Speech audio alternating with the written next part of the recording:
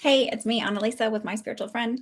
I'm back. It's Sunday, July 9th, 2023. I just realized you can't see these. Okay, I got these little things a while ago at maybe I'll move it over here.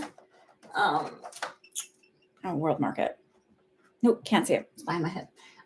They're just cute little ornaments. I thought they were cute, so I'm like, I'll just throw them up there for now. I need to get different hooks or something, but whatever. They're cute. They all have kind of spiritually meanings. This is like a little Hamsa and peacocks. We're connecting with your higher self, evil eye, and another Hamsa, which you can't really see. So maybe I'll put something behind it. I don't know. Anyway, I hope everybody's well. Hi, Mish. So let's see. I've got a couple people on the list already who've already purchased their readings. And they are, sorry, I just wanted to get my little, where'd you go? I know I've got Devery on here. I know I've got Charlie Girl. Somebody last week paid for a reading. So I'm gonna have to go back through my PayPal and see. And they paid, I had already been off for a half hour. And they said that they would come back this week, but sometimes we forget. And then there was somebody that I sent an email out to,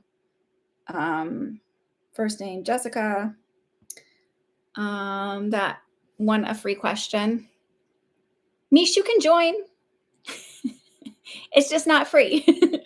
But you can join. You can totally join.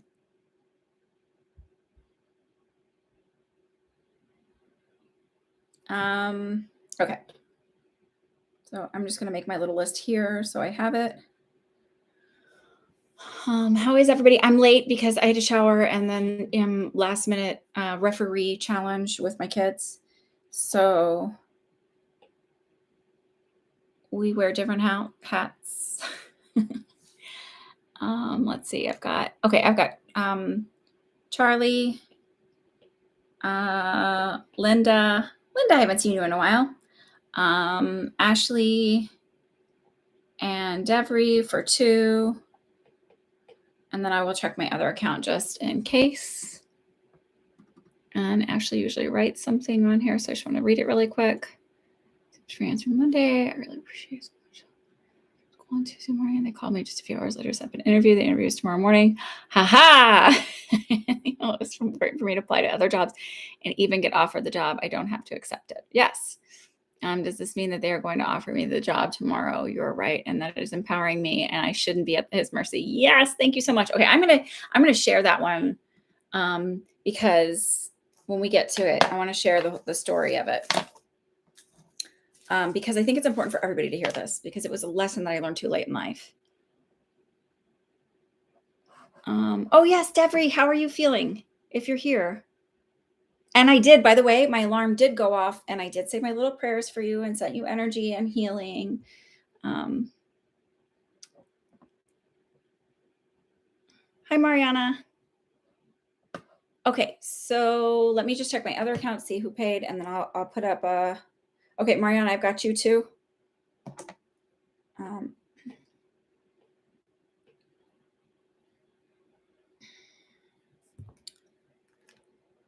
Oh, it was Barbara. I think Barbara. So if Barbara's here this week, I'm going to set you on the side here, but if you're here, you can have your reading this week. Oh, that's you. That's you. Is that you? Yes. Ayama. Okay, I've got you, Ayama. You did pay last week. I was just talking about you. Okay.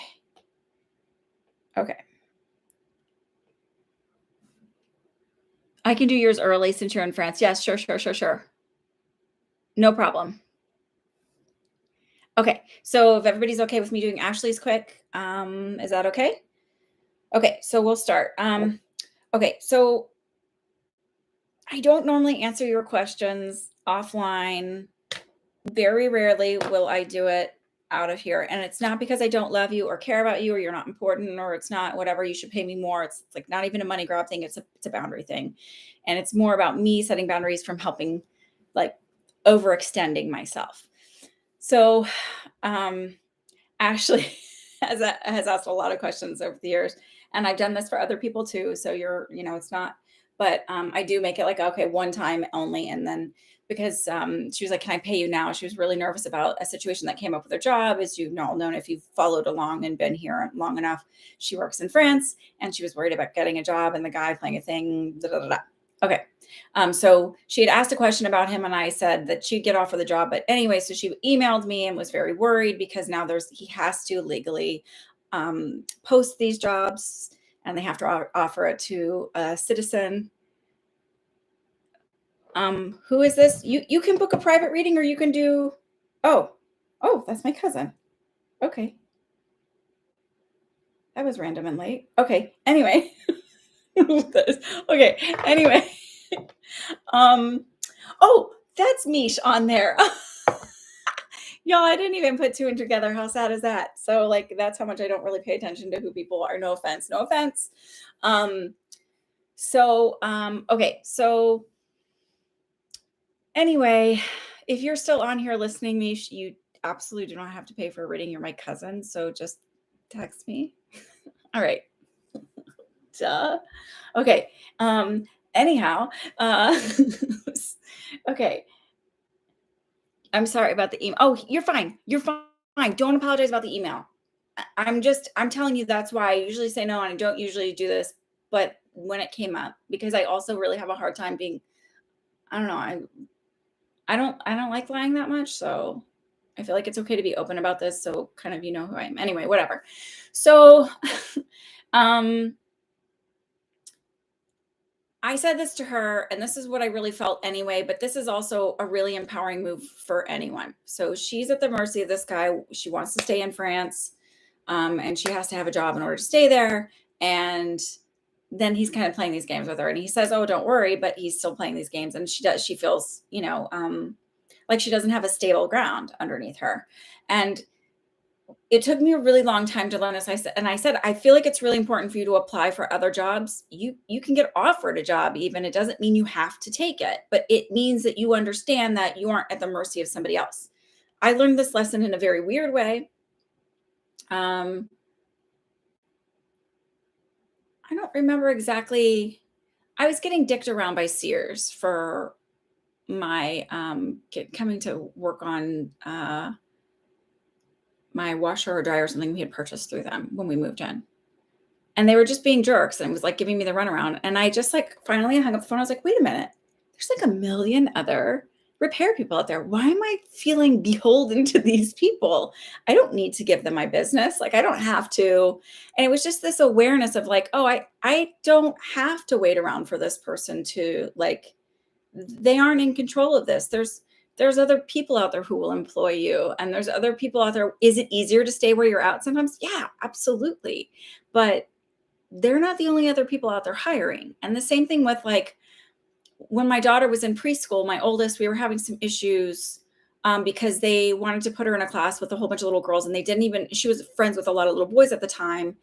And they didn't even put her in class with like one of her friends. And they said, well, she has to make girlfriends. And I was like, well, I don't care if she makes girlfriends. Why do you care if she makes girlfriends? Like, she'll be fine.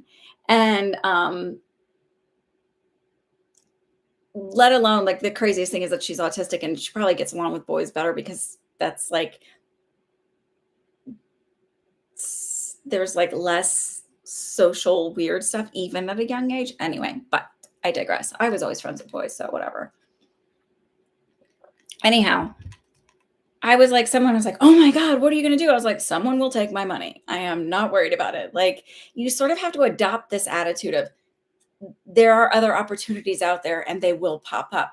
And even when you responded to me, Ashley, you said to me, nobody's hiring now. Well, look at that. Someone was hiring. So we'll look at it. She asked how it'll go, if she'll get the job, if she'll get offered a job. I feel like they're going to offer it to you.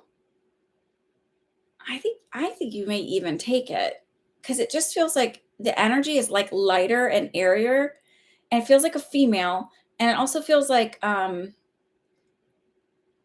it's just more organized and together.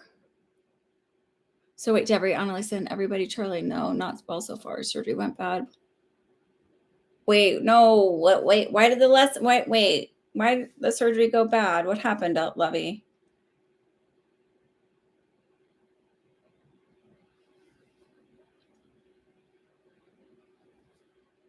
And I asked if I felt like if it's further away, or you emailed me earlier this week. I didn't get it. I'll check for it.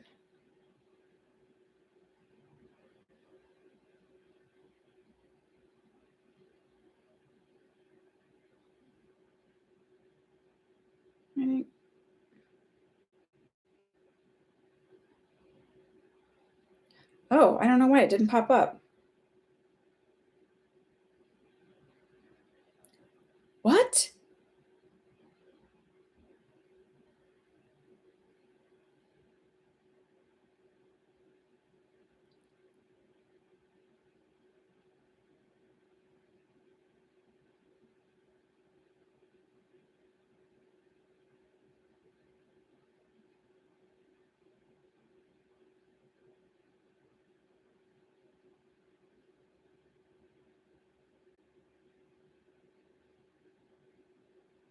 Oh my God.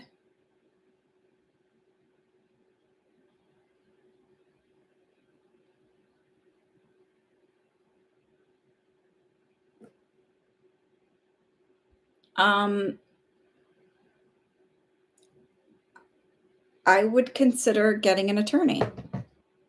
That's not psychic. I would consider getting an attorney.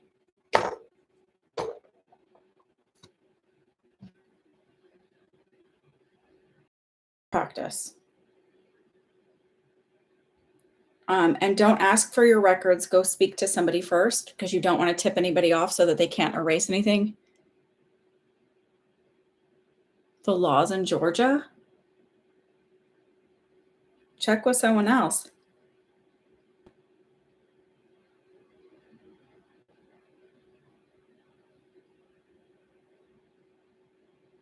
And also, I want to say this really quick. You're saying it's botched, but it may not. It may end up being looking better than you feel like it does right now, only because there's still, like, even if it wasn't botched, when they go in like that, that creates trauma to the site, right? And so there's inflammation and swelling and all of that. Once that goes down, it may look better than it does now. I would definitely file a complaint on his name.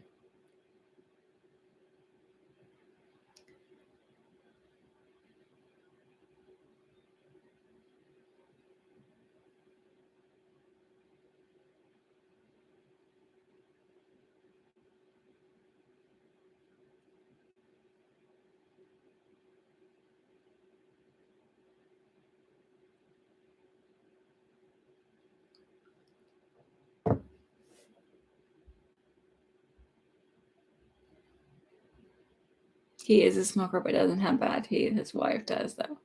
Basically, she went to Switzerland for dental work. Oh, okay. Maybe that's it. He may actually have some bad teeth issues and just not have them show up, because I'm not in contact with this person anymore, but a family member, I'm going to say it, fuck it, fuck them, because my aunt sucks. She, long story, but she's very devious and deceptive. Anyway, but she would ask me about, my uncle had a bunch of health problems, and I was like, this was years ago, and I was like, I don't know, I just keep getting, like, he was having all this stuff going on, and I was like, I just keep getting his teeth. I don't know, his teeth are like, I just keep noticing his teeth, like that's all they're giving me. And she's like, no, his teeth are fine. Well, they weren't fine. He ended up having them all pulled out and getting dentures and implants or some shit put in.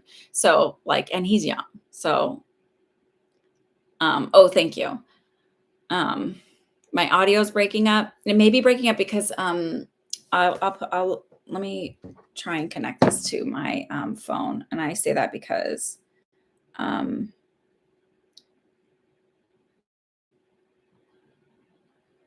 I know my Wi-Fi's been crappy lately. So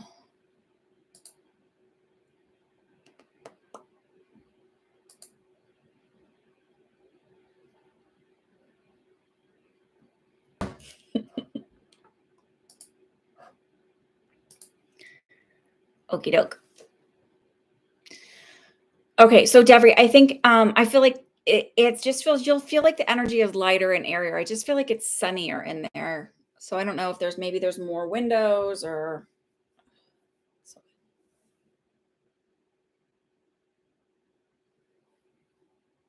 I also mentioned something about being further away. It might be a little bit. I don't feel like it's a ton. It might be a little bit further away. Is it?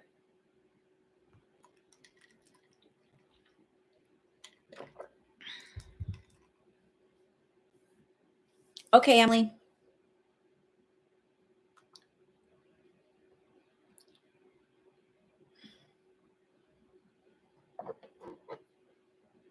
Okay. And sorry for kind of the back and forth with Devery. That was upsetting. I'm sorry that I last week got that you were going to be fine, that it was going to be more painful than you expected. So I guess that's right. Are you doing ice packs to the area? Because I do remember saying ice packs, needing ice packs.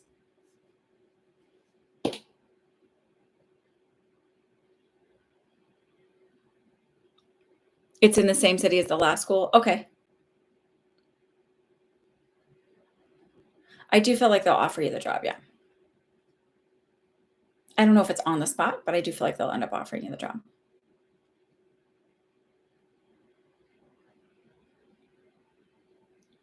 It sounds good now. Okay.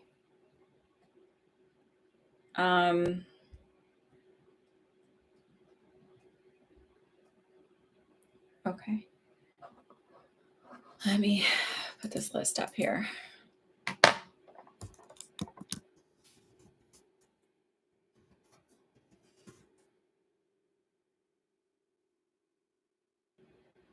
Oh, okay. Yeah. I felt like it felt 2. So it might be like either on Tuesday or 2 days. So something like that. It might not be tomorrow, but it feels like it'll be very soon. The doctor with the bedside manner was true. And the nurse with the IV, the ice packs, yes, as well. And the pain more than what I had definitely said yes. Okay. So I just feel like even though you're worried about it being botched, just keep icing it. And did you get the arnica? Put the arnica on. I feel like that's going to help with bruising. And then just make sure you're staying really well hydrated. I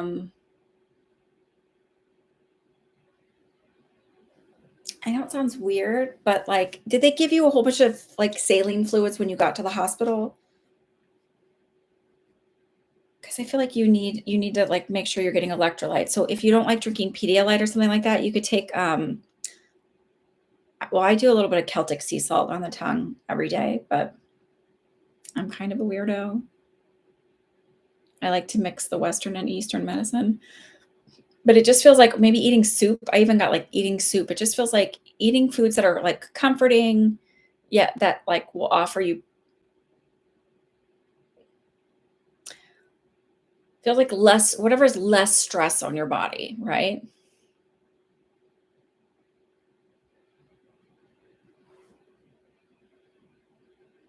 It's now on your grocery list.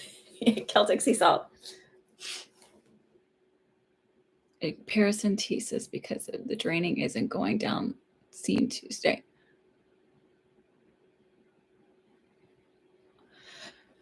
I mean, I don't know. So when a trauma occurs in your body, it gets swollen and it gets flooded with fluid. Basically, that's what causes the swelling. So it just feels like maybe even if you had it done on your legs, it's like elevate your legs. So I don't know if this is traditional. This is just what I'm getting in my head. So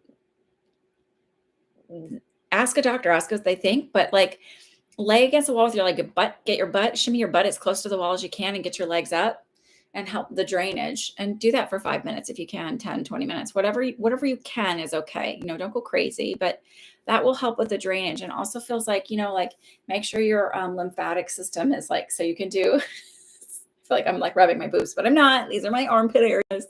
My boobs are much smaller and lower anyway. So you can do this, you can like go like this, but it's like help the drainage areas. I have a feeling your groin area where there's a lot of lymphatic glands there, right in your groin area, like where your leg meets, meets your pelvis, your body. There's a lot there. Kind of massage that like lightly, not grinding, just even just like light movement like this helps with it. The fluid is so heavy that I'm having a hard time even getting up. Okay. So also want you to do this because this is important because you want to make sure you don't get a DVT, deep vein thrombosis. You want to do ankle pumps. So roll your ankles like this, pump your toes. I want you to be doing this like every 15 minutes that you can think of it. Because if you're not moving, you are at risk for DVTs. This is very important. So please keep moving, keep drinking fluids. As much as you think, why would I drink more fluids to pull fluids off? It will balance out your sodium levels and all of that stuff. It just feels like, I think that might be why I'm getting the salt, is that your electrolyte levels are off, and that's why you're having so much extra swelling. Go to someone if you need to, but in the meantime, until they get you in, these are the things I want you to be doing, especially the ankle pumps, the ankle movements, kind of like move your legs around as much as you can. I know it's painful, but that is to prevent a deep vein thrombosis. Okay. That's really important.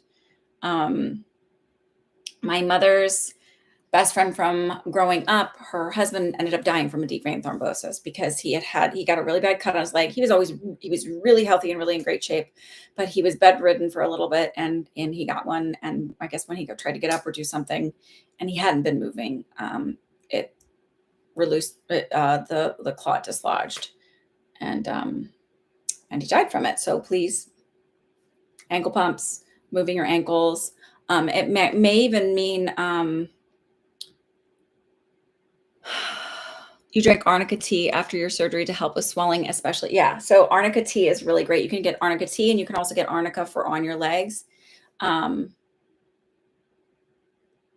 I just feel like really getting lots of fluids and water will help. I know it hurts to get up and move, but I'm trying to encourage you to do it because that also helps, because your veins, they just have valves on them. They're not like your arteries to get the blood pumps through them, but like to come back, your body needs movement to push them through those valves. And pineapple juice. I get up and walk back and forth from time to time. Okay. At least once an hour, get up and walk back and forth at least once an hour. I know it's uncomfortable. You were still very fresh out of surgery. And wherever the little incisions are, because they're small, you could take even like a folded up blanket or towel and put pressure on them as you get up, like with, as you're leaning forward. And then also I feel like you're maybe not using, so it's like if you're laying in bed, right, you're going to roll on your side, kind of like log roll onto your side and let your legs kind of come down off the bed or the couch, wherever you're at. So and then you're going to push yourself up sideways. And then when you stand up, you're going to have your legs kind of have a good solid base. So your feet are going to be wider apart, right? So at hip width or even a little bit more apart. And you're going to lean forward. When I used to teach my C-section mamas, because their tummies were really sore and it was hard to get up, I'm going to try and teach you this here. I'm moving this back so maybe you can see. So I'm sitting, my legs are like this, right? You're going to lean forward and you're going to kind of use momentum to push you up, and you're going to use your legs, even though they're sore, but momentum's going to help you. And you're going to, if you have a table or something nearby, you're going to kind of use that to steady yourself. Okay, good. I'm glad you do that. And then just water. Make sure you're drinking not just water, but you can get, put a little salt in the water if you have to. Get some Pedialyte. You know what else you can drink is Jello water. It sounds weird, but look up Jello water. Just anything that's easy on your digestion. That's not going to create extra fluid retention. So you're not going to want to eat processed foods or fast foods or things like that. Just easy on your digestion is the best thing you can do for yourself now. You want to rest. If you can, elevate your feet. If you can't get your legs up against the wall, elevate your feet with some pillows as much as you can. Okay.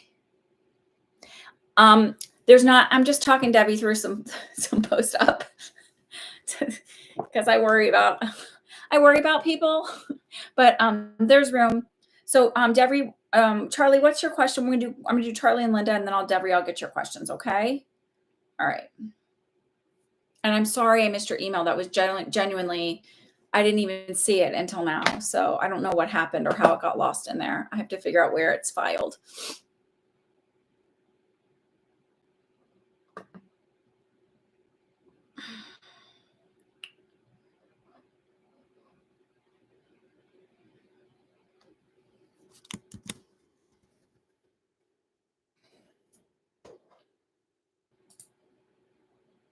A general reading for Charlie. Okay. And then let me just write the list down here really quick, and then I will do that for you.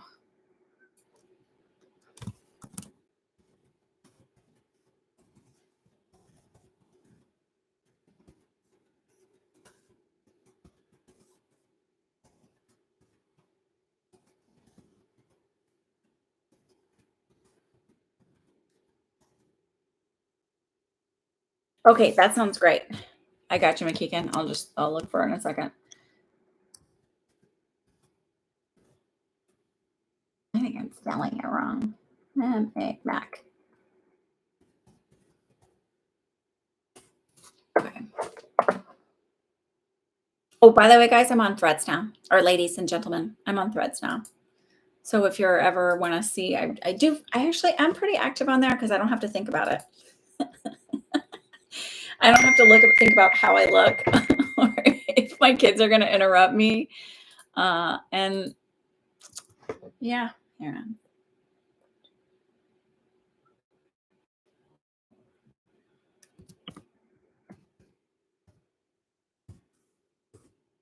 I will tell you that I'm still doing the walks after my meals. My hair fall out still less. And I'm actually seeing my weight go down, but it's not big enough to where I'm like stuck on that. It's not just water weight. So, okay. Okay. Oh, Emily, yes. Emily, yes. Sorry, dear.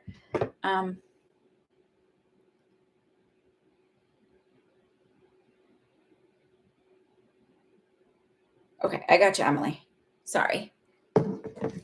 And I'm going to put you in. I'm going to squeeze you in before McKeegan since you were on here first. I hope you don't mind, McKeegan. I just forgot to add her in. And that's my Gabby fault, not yours. Not hers. It was just I was gabbing.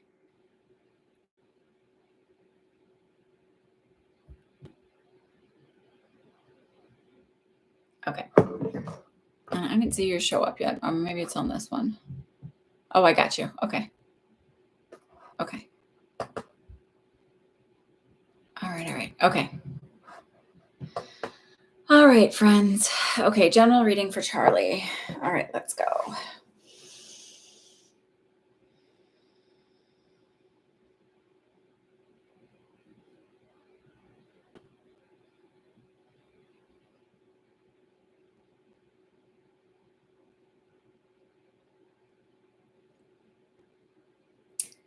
This is weird, but are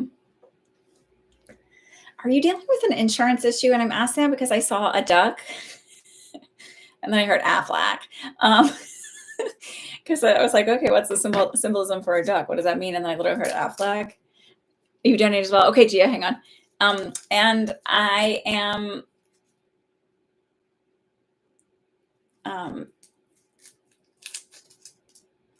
that was weird and delayed.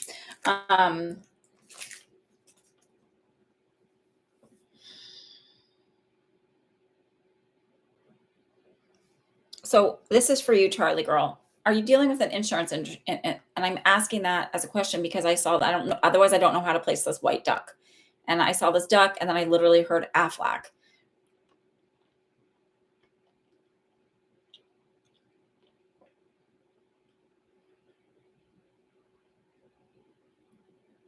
I heard it's like a little bit of a snafu and going back and forth.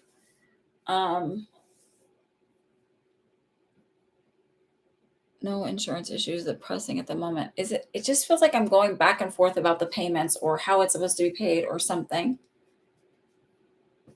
Or if it's covered, it just feels like going back and forth and back and forth. I'm not saying this is going to be your whole reading, but I just feel like this might even be something that you're going to be dealing with in the near future. And I just feel like not to worry, just be persistent because it will get covered. It feels like the codes that they put it in for, like the doctor's office are coding it wrong or billing it wrong, so then it's not getting covered the right way. So if that's, it'll feel like it's a little back and forth, but it will get worked out. It's just going to be more of a headache than anything.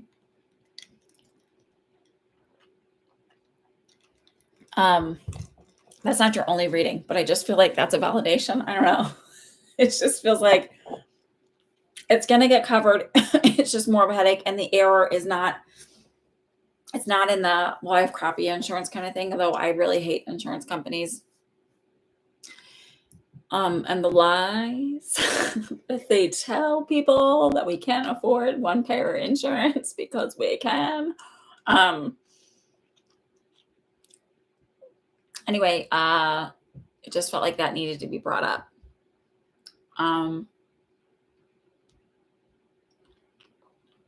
But it was an error, and I feel like whoever was doing the coding is a new girl at the office, and she just didn't know. And unfortunately, most of us learn through mistakes, and somebody is always at the other end of that mistake.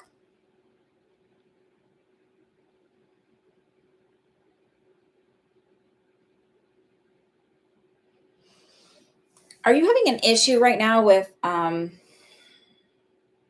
don't know if it's a deviated septum or whatever, but I feel like I can't breathe out of the right side of my nostril.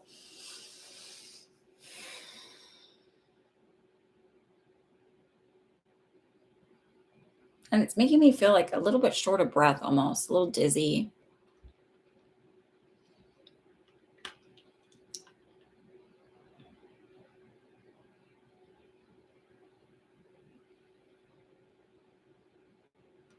It's giving me a little bit of anxiety. I feel like I'm having anxiety about that, just in general about life. Like I feel like every little thing that's happening, I don't feel like this is your normal personality pattern to be a bit of I can't think of the word. I don't want to say defeatist, but just a fatalist. You know, that like everything's oh my god, it's going to be the worst. So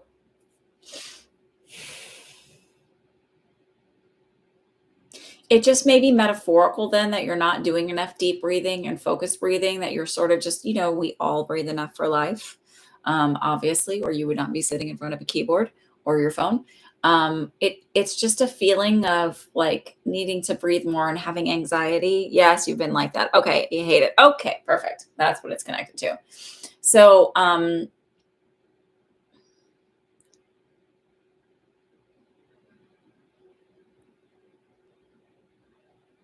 probably not why you're not here. There is a lot of connected to this is a lot of like hormonal and diet related. So it's not like, oh my God, you have to become a total nut freak, whatever, or like, health freak while you're eating, or don't ever eat carbs again. It just feels like becoming more mindful about how you're eating. I'm passing along this wisdom. I changed a lot of stuff with like making sure I was getting the right. So, make sure I was getting the right B vitamins, that they were methylated and not synthetic. And that shifted a lot of anxiety for me. And then some of it's hormones, right? But like one thing that really helps like your PMS is like, you might need a little bit of hormone therapy. But like eating a lot of carrots and broccoli and getting a lot of fiber in your diet, especially first thing in the morning. And so like when I look at I use in MyFitnessPal to track, I do track what I eat. But it's in less of a really guilt-ridden, I feel like I eat with less guilt now than I ever have. And this is why I focus on getting enough fiber and enough protein. I don't worry about the fat. I don't worry about the carbs. And I actually get annoyed when I see how many carbs, like, you only have so many carbs. I'm like, motherfucker, all I've had is like fruit and vegetables today. I'm not eating a lot of bread and stuff. But it's not because I'm like, I'm not, because I did some of the things I'm doing. I changed some of the things I don't enjoy all the sweets and things anymore. Like I can literally stop and eat in moderation. It's very interesting. So one of the things that I do now is, so I track whatever. I make sure I get lots of fiber and protein, like at least 20 to 30 grams of protein in my meal. I shoot for 30 each meal. I start my day out with like 20 grams of fiber, which is a lot. And I just eat chia seed pudding, and that like puts you up to pretty much what you need for the entire day. And I walk for 10 minutes after. Within 90 minutes of eating, I walk for 10 minutes. That's it. That made a huge difference. It also feels like, so now I don't beat myself up. Like, I included pizza in my meals, and I didn't feel like, oh my God, I'm the worst person ever. I was like, I can eat it. It's within my stuff. I'm not gonna, I sort of consciously decided I was not going to give into the diet culture and demonizing food, because food inherently is not bad. But for the whole part, I choose to eat whole foods, as little processed foods as possible. And like I had a sandwich the other day, and I took the insides of the sandwich off the bread, because I was like, well, the bread's not that great. I'm not going to eat it if it's not worth it unless it's going to taste really good. Like, if it's like, but I don't not ever eat sweets. Like, I have ice cream here and there. I have, but I don't crave it the way I did. And the bigger thing that I also did, besides the walking and stuff like that, is I take inositol 2 grams in the morning and 2 grams at night. Inositol, MyoD and Chiro inositol, in the morning and at night. That has made a big difference. And it just feels like when your cortisol is better, I don't drink coffee anymore. And I started doing everything where it's like, I didn't do it all at once. I do one thing and I change it. I do one thing and I change it and see. I do one thing and I change it and I see. I don't ever do anything all at once, because then you don't know what's helping and what's not. But getting my blood sugar and my insulin resistance under control. And was I diagnosed with it? No, but I have a lot of signs of it. So I shifted the anxiety, getting enough sleep at night. It doesn't feel like, I don't know. It's not anything that's not doable, but it is choices that you have to make. And instead of looking as like, ugh, it's a punishment not being able to eat however I want all the time, it's like, but you feel like shit. So is it really?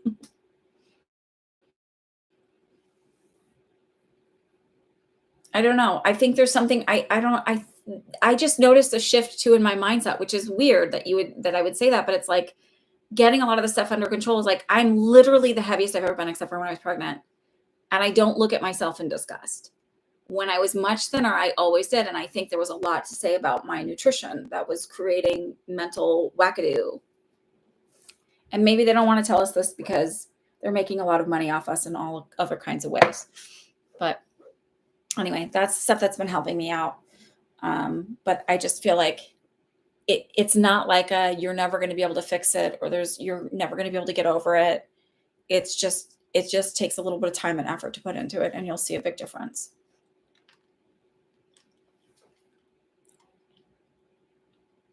And like when I talk to my kids about food, I don't go, oh, this is bad or this is evil. I'm like, yeah, it tastes good in your mouth and it feels good in your mouth, but it might not be like, if that's all you eat, your body's not going to be happy. But the same thing is like, if all I ever ate was tomatoes, my body wouldn't be happy. I don't care how healthy tomatoes are. Like, you have to have everything in balance and with ease. And I look at it as like, I kind of have fun with it. So this is where it started, right? It started with, I'm tired all the time. I'm tired of being tired all the time. And so it's been kind of an exploratory thing to figure out, why am I tired all the time? And so like I started with, I added iodine into my diet, like as a supplement, because I knew in my diet, I'm not getting enough of iodine. And then I discovered so I did that for a while, but I was still kind of tired all the time. And I still had a lot of anxiety and forgetfulness. And so I think the next thing I switched was the B vitamins. And again, I started feeling a little bit better, definitely less anxiety.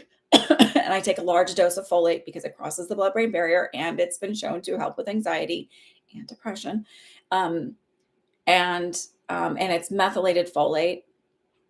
It's a long story of why I discovered this or why I thought that I had this. But anyway, but I did that.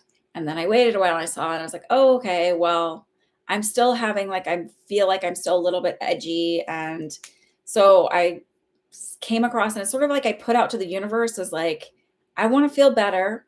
And then I become open to the ways that I can feel better. Like, what are the things that's going on? And like the next thing that kind of came into my awareness was cortisol levels. And like, you really shouldn't be drinking coffee on an empty stomach. Well, hello, coffee and I were best friends.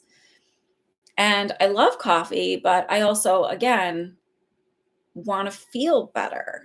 And so I quit drinking coffee and I started drinking dandelion root and stinging nettle tea because it's supposed to be good for your liver.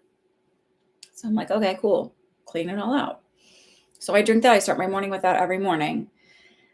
And then I was still having a hard time. Like, it's like, okay, I know I need to exercise. I know I'm doing all these things, but I'm like, I was exhausted. I was having some issues with my shoulder and I'm still gaining weight. Like, I'm not eating crazy amounts. So then it's like, I came across, it's like, so I actually ended up increasing my calorie to the weight that I want to be. I was under eating that. And I don't know, whatever. I wasn't eating right or enough, but still gaining weight. And I was exercising, but I was like, and then somebody came along and said, like, just 10 minutes after walking 10 minutes after, because I was looking at hormonal changes and everything else like that. There's a lot of stuff that I've done over, I'd say, past the last year, but slowly, incrementally, so that I could see which one was making a difference and which one wasn't. So then Nositol came in about 2 months ago. And then the walking came in shortly after that, because I figured that's like whatever. And then, when I started doing the walking 10 minutes after my meals was literally last week, and my hair fallout has decreased again. So every step of the way that I've done something, my hair fallout has decreased. You should have seen the amount of hair that would come out in the shower in one day. It was insane. Anyway, okay, so I'm going to keep moving on, but that's what I feel like for you. I talk a lot. If you're new here, which I don't think any of you are, you know that I talk a lot. And you can go away and come back. I'll still be here chatting. Okay, Linda, go ahead and go.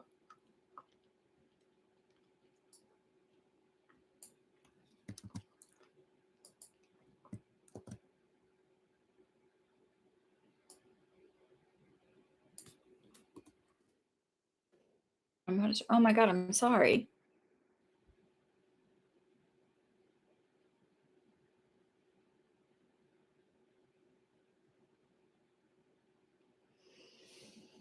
Okay.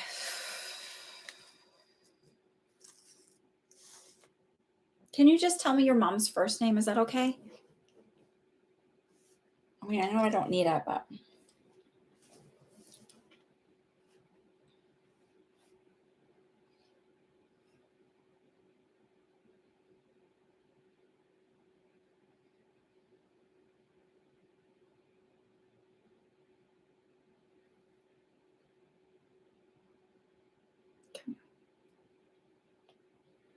Is she having a swallow issue after her stroke? Because I just felt really like, and it's her right side that it affected? Because it feels like almost numb on my right side, or like different on the right side of my throat. Sorry.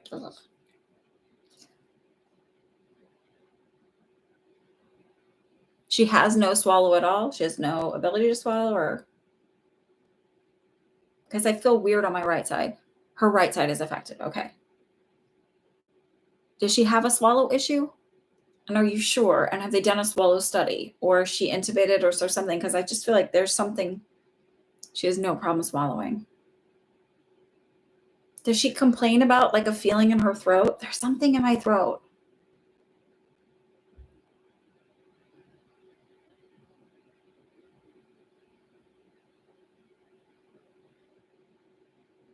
Weakness only?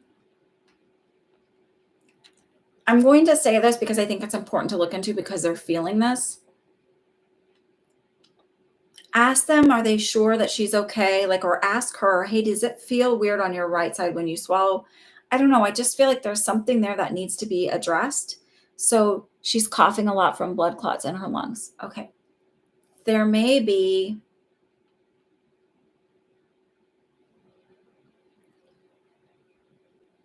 So she had a thrombolytic stroke then, not like, right. So thrombolytic is when it throws a clot and that creates a blockage, whereas an embolytic is where it breaks and there's a blood bleed.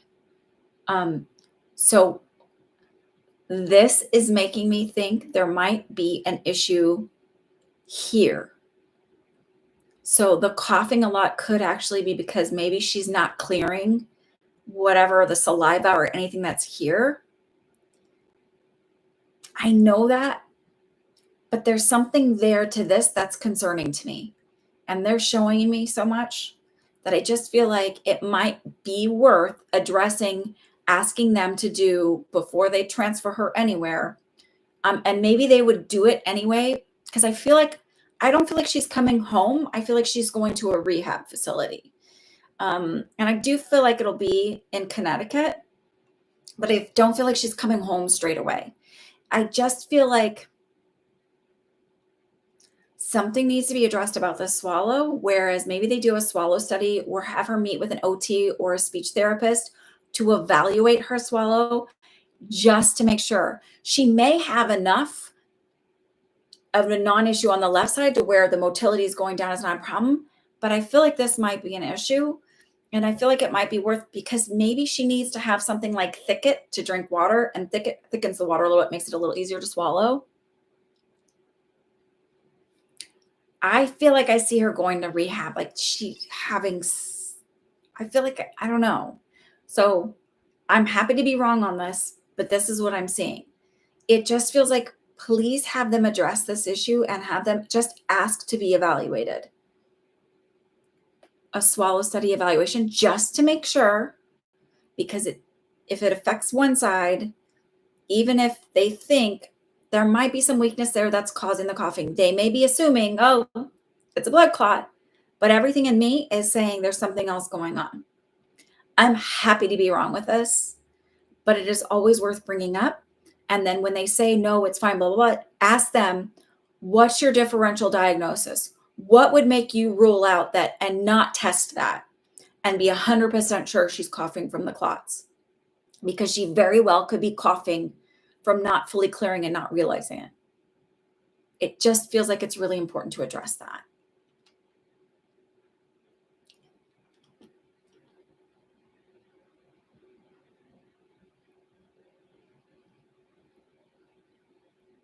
I feel like she's a sturdier makeup than she gets credit for. I don't know if you're Irish, but I just keep feeling this like Irish. I don't know why.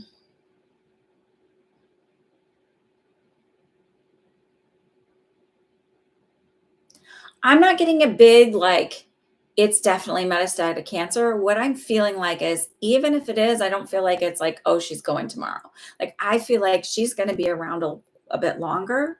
Not forever, obviously, but it's like, you don't have to start planning her funeral now.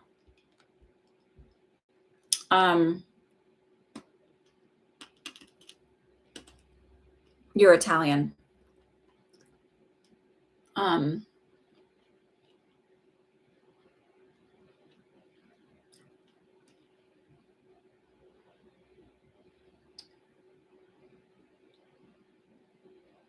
I just feel like really address that. That's my biggest concern, is addressing that.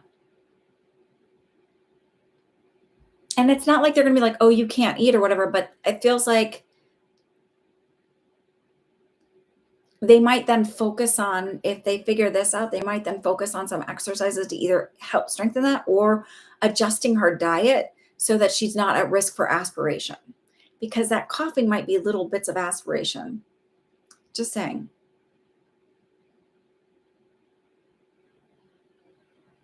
Okay, that's what I'm saying. I'm not getting, and I'm not saying that she doesn't have it.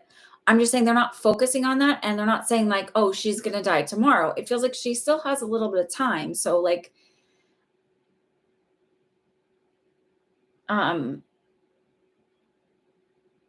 I'm not getting a time length, but I'm not, it's not like I'm getting years and years and years or anything like that, but it's like she has some time. So like, she's not going to die tomorrow. So let's like celebrate her, love her, make sure we're keeping her and if she can eat, make sure she's getting it. Maybe she needs like a modified diet or something to help her so that she's not coughing and doing all that stuff. So You're going to ask about a swallow study to make sure. And if they're like, no, she doesn't need it, we know why she's doing it, you're going to say, give me a differential diagnosis. How do you know? How do you know the stroke isn't causing an issue there and that it's for sure this causing the coughing and that it's not her having like a little bit of aspiration? Or how do you know? How did you figure that out? That's what the differential diagnosis is. And then if they're like, no, blah, blah, blah, they're like, please chart that. Please make sure you make a note in your chart that I asked about this and requested for this, and you're denying it and why you're denying it. Please do that, because then they're more likely to do what you want them to do. And what you need them to do is check and do a swallow study. Anybody who's had a stroke or any kind of neurological event should have a swallow study. Then bug your brother. And if not, call the hospital and say, hey, I'm her daughter. I was wondering. You can do it. There's no reason you can't. You can just say, can I talk to the nurse? Whoever her nurse is. And then just say like, hey, are they doing this? Or can I talk to the doctor? I just wanted an update. They'll give you one. Just say your daughter. Most of the time they'll give you one. I know like they say, oh, legally they can't. They can only talk to the one person. But sometimes they're nice enough to explain things to you. You just say, I'm not really getting the full story from my brother. Or I'm concerned and I was talking to a nurse friend and she mentioned, could you, educate me here? I mean, I was a nurse. And I'm kind of a friend, right? I do feel like she's getting therapies and care. Like I'm not seeing, and maybe that's where I'm seeing like a rehab. Maybe I see her in like I don't see her. I see her getting like being in a facility. I don't see her being at a home. And maybe because she's going to be getting some kind of treatments that they're wanting to have her there. I don't know exactly.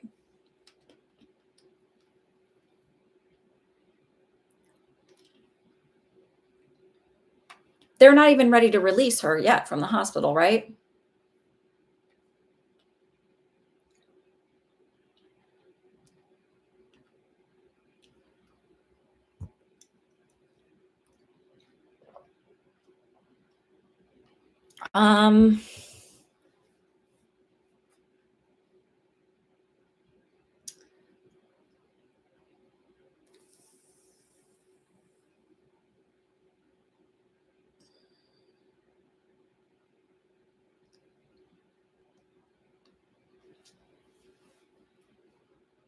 Yeah.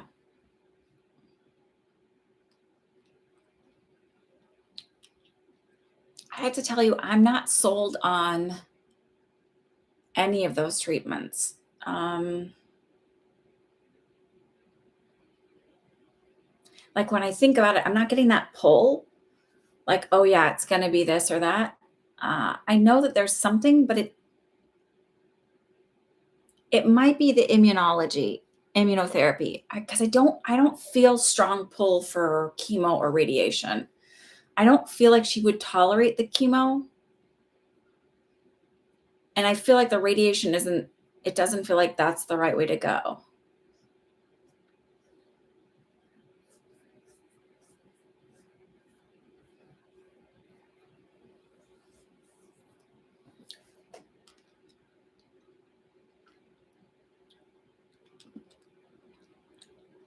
Oh, you can have a refund. Are you waiting too long? Is that the problem?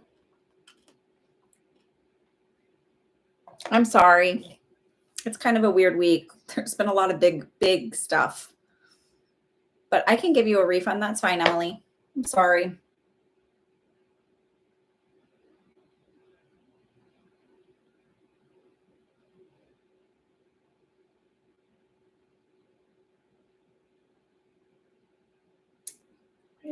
This one is the way this account is set. Hang on, let me log on here and refund it this way, because it's like weird whenever I do it. It doesn't refund it. I don't know. There's like, I can't show you because I don't want to give away all your stuff. But when I do it the other way, there's like a button that says refund. And on this one, like on my app, it doesn't. And it's really annoying. So hang on, let me do it this way.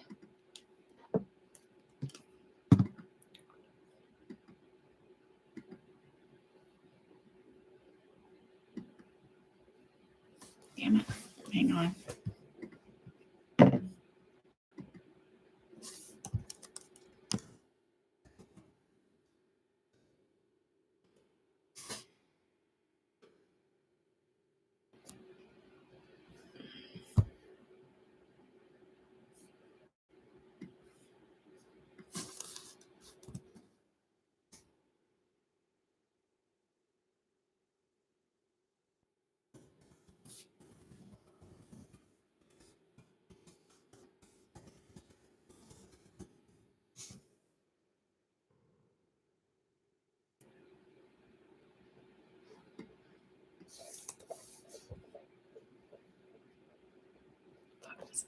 Sorry, I just have to remember the password for this one. Let me do it this way.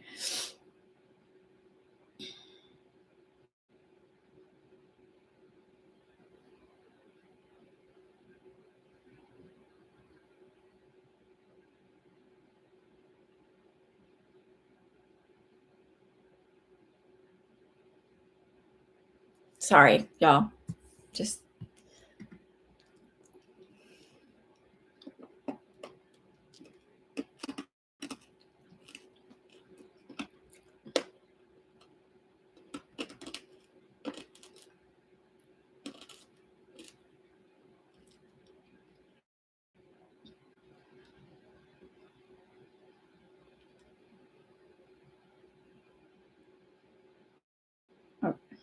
yes.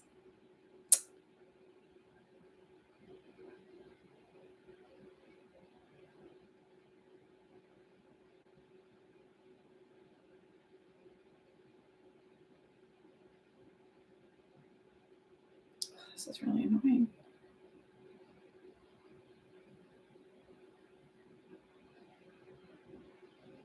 Here we go. Okay, Emily. You should have your refund. Okay. No, it's not an inconvenience. It's fine. No worries. I'm sorry it took so long. It's been a weird, like, the day's not usually this heavy. There's not usually so many heavy questions and like needing a little extra TLC for people. Okay. And sometimes people need that.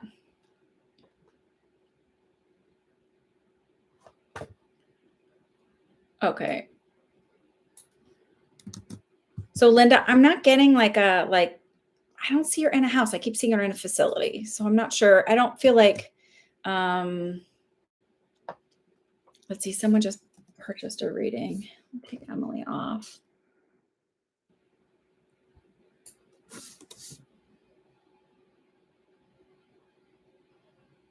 Marlene.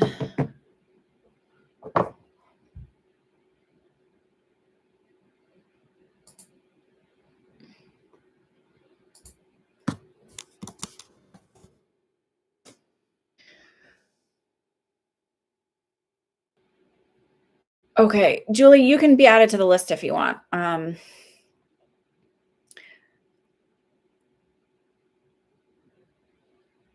just think if you can, Julie, or Linda, if you can right now, Gia, let me see. Shoot, sorry, dear. Did you send it to the old one with a picture of a butterfly, or did you send it to me? Or the one with the picture of me? There's a difference in the accounts. Sorry.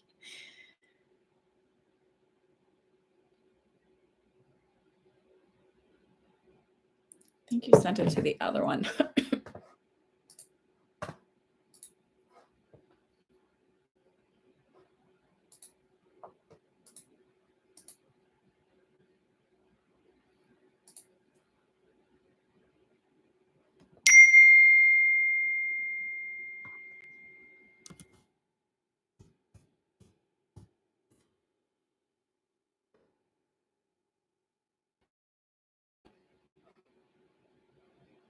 Yes, Gia, I have yours. Sorry.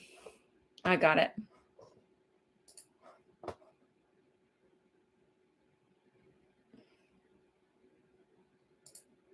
I'm going to throw you in before, because it came in actually before McKeegan's. Okay. All right. Let's get some questions. Every, what are your questions?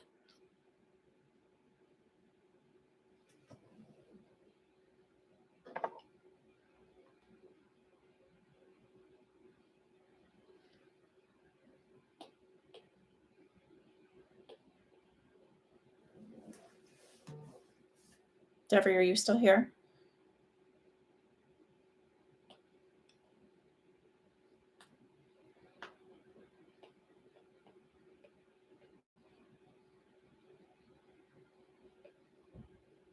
Okay. Mother Renee has been trying to get these former tenants, now squatters, out since July 1st with no luck. Do you see them leaving peacefully, or will she be taken into court? There's something about 6 weeks. I don't know that she's necessarily taking them to court, but it may be that she has to wait 6 weeks in order to be able to like file the paperwork in order to have the sheriff bring them out. I don't think she has to actually take them to court. I feel like because I don't see her in court with other people, but I feel like waiting for the paperwork. So it's something like 6 weeks. So I don't know what she's in Georgia. I don't know what the laws are there, but I get 6 weeks. So um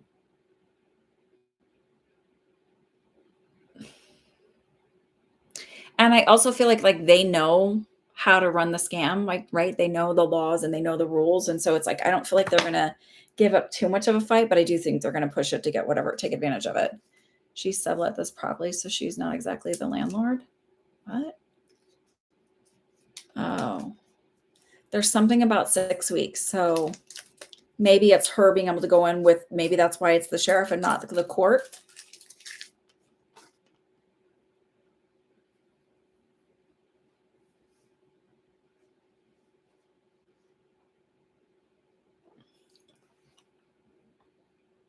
So even with all the other things, like all I can see is 6 weeks as being what it is, and then having them removed by that.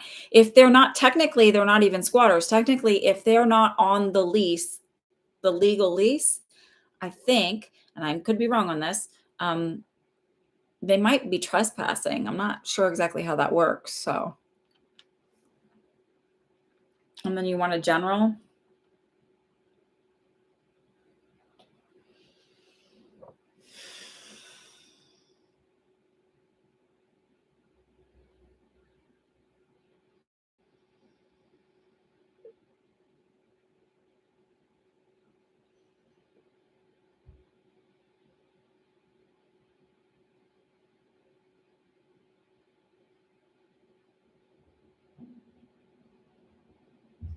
I do feel like I keep feeling like a lot of anxiety, and I know a lot of that's around your. So this might not be a good time to do a general rating. I might refund that money because I'm just going to give you a couple other things, because we did talk so much before, and I just feel like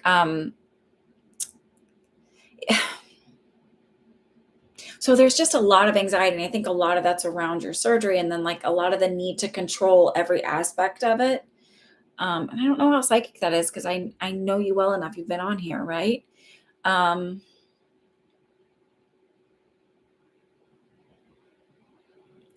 it's this idea of like learning to let go and like control the things you can. So what are the things you can control in this moment?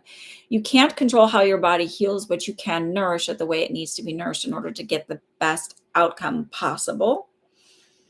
um I also feel a need of like needing to do some deep breathing and expanding your lungs as possible because and this isn't psychic, but maybe I just know it because I know it and it's important information for you to have. After surgery, we tend not to breathe as deep, or after any kind of traumatic event, we tend not to deep breathe.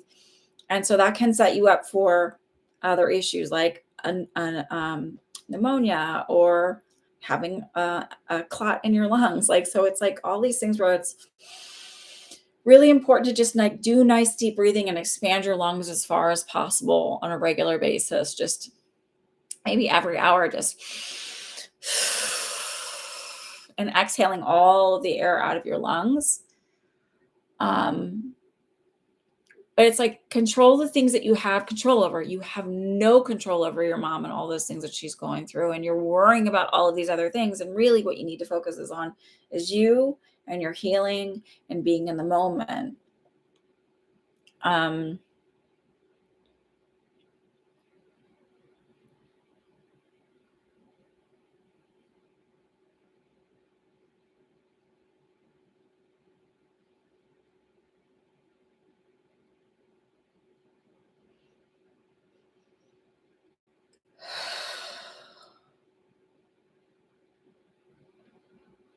And it sounds weird too. It's like having a good cry feels like it would be very cathartic for you and moving some of the energy out. So it's like you don't have to remain strong. You can have a good cry. You can say this really sucks, and I'm going to do the things that I need to do to make sure that I'm doing the best that I can, even if I'm not perfect, even if it's not easy.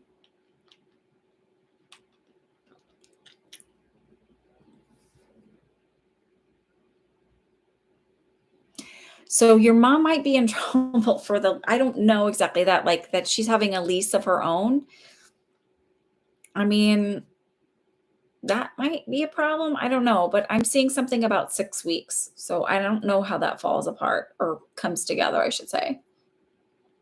So just focus on you. Stop worrying about saving the world and making sure everybody else in your family is all okay. Like right now, you and your body need you to take care of just you and know that you don't have to feel guilty, that you're just focusing on yourself.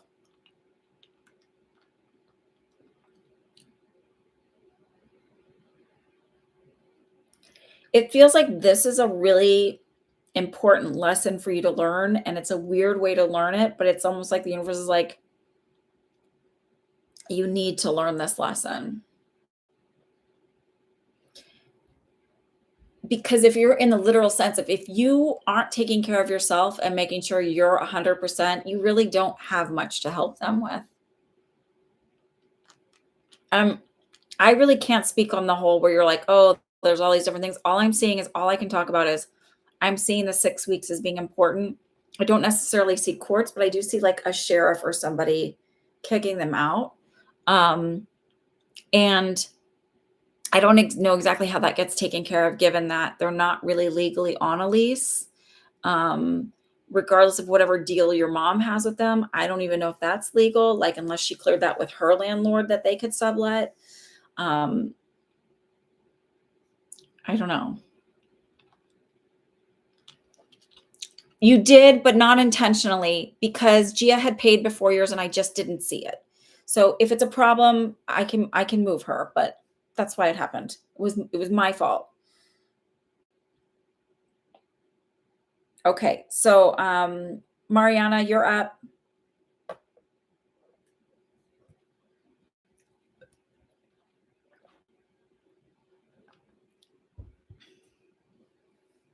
No, you didn't get pushed back a slot for Gia, because Gia had paid, but her payment came in and I just missed it when I was looking at the payments because I just looked for his and I didn't see hers come in.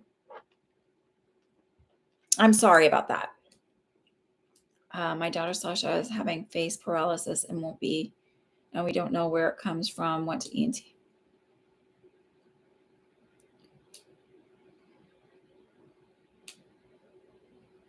The first thing, as soon as I heard face paralysis, I literally thought Bell's palsy. Um, did anybody say that, mention that to you about it? It's a viral.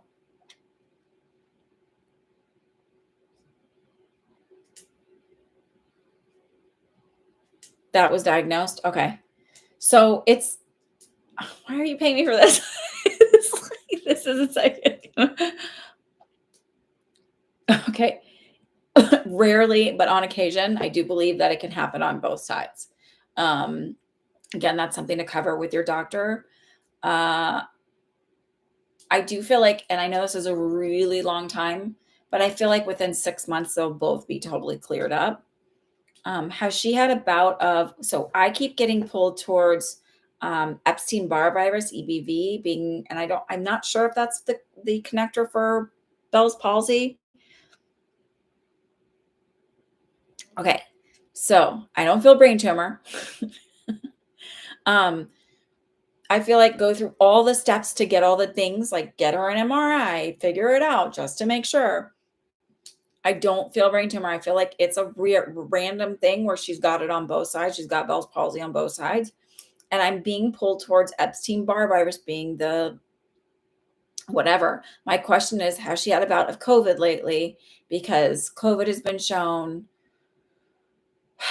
to basically like kick back up all of that stuff, right? So it's like they said it's like HIV. So basically it totally wanes down your immune system. So Epstein-Barr, which most of it's been exposed to, can remain dormant and then rear its ugly head. Let's look up Bell's palsy, bilateral Bell's palsy together.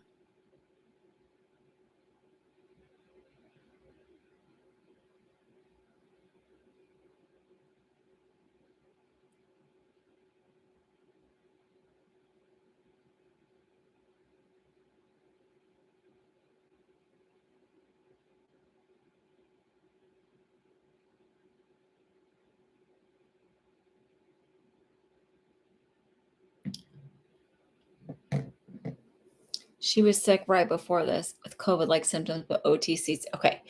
I do know because I follow a lot of weird scientists because I like sciencey things, that a lot of the home tests were testing negative, but then when they go in and get a PCR, the PCR is positive. So chances are she could have had it, not known it, and it starts to release an autoimmune like situation. So,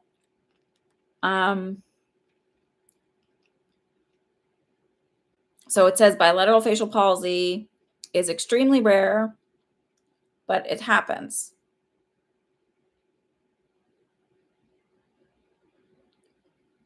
So if it's happening on both sides, please go in and get it looked at to figure out. I'm not saying it's not more, it's concerning, right? So if that was my kid, I wouldn't be like, oh, I have nothing to worry about. I'm also sort of the person who shows concern, goes and gets things looked at and make sure that every test is done. Like, how did you roll that out? How did you come out a decision? I'm a pain in the ass patient for when it comes to my kids. So I would say make sure you're going in and getting it looked at. Make sure that they're doing autoimmune tests, whatever, Lyme disease, other things to make sure that there's not underlying things, right? So even though my feeling is I had COVID or something recently, and that's sort of like caused this, ask them, do autoimmune conditions cause this? Like Lyme disease tested negative. So I do know that there's something where if they don't do a certain panel, sometimes it shows up as negative. I don't know, it's worth, but just make sure that it's followed up on. If he thinks brain, say, okay, great. You think it's a brain, don't go to, oh my God, it is. Just, okay, so let's do the test and get the answers. I don't feel like that's what it is. It feels like a more autoimmune type, something's been activated by a recent illness. And it feels like within 6 months, it's going to be better. But it feels like, please don't sit on that and don't think, well, the psychic said, so I don't want to get a test. Like, go get those tests. But I just feel like it's something autoimmune. It does feel like it's going to get better within 6 months. But does that mean that she's not going to need care in the meantime and whatever therapies or anything? No.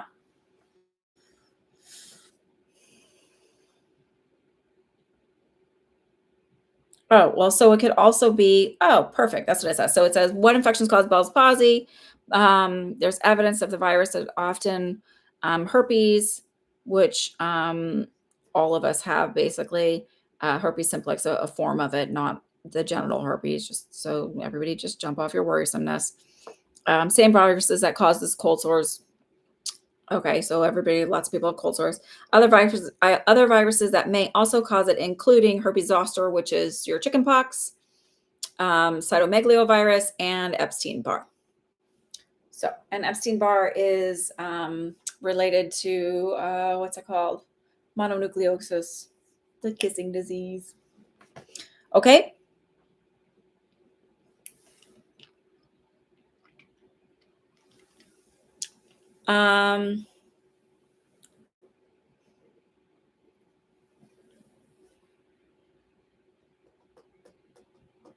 I don't feel like there's a reason she won't be able to return to England other than her own personal desire to stay home a little longer. But I don't feel there's a reason that she shouldn't.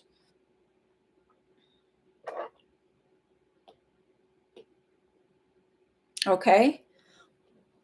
All right. Ayama, you're up.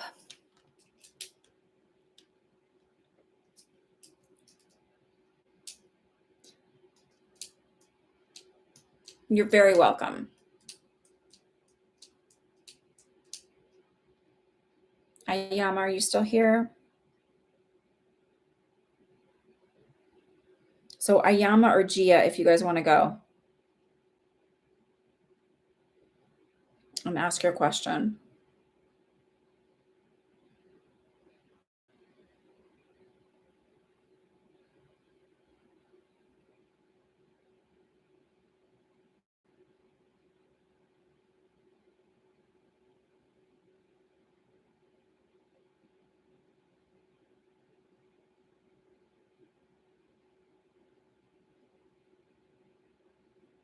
Ayama or Gia, are you here?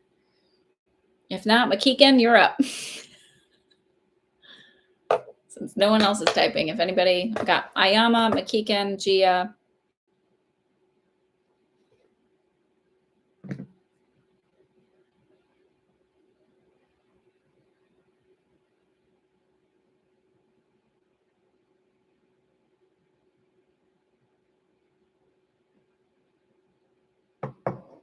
Let me add Julia. Did I add her on there?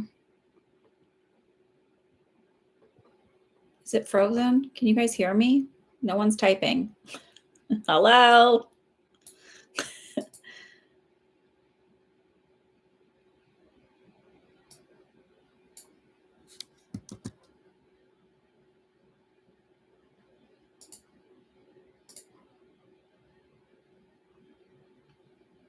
Hi, Mish. I don't know what happened to everybody. I know I can see you're here, but no one's typing anything. Are you all sleeping? Did I put you to sleep?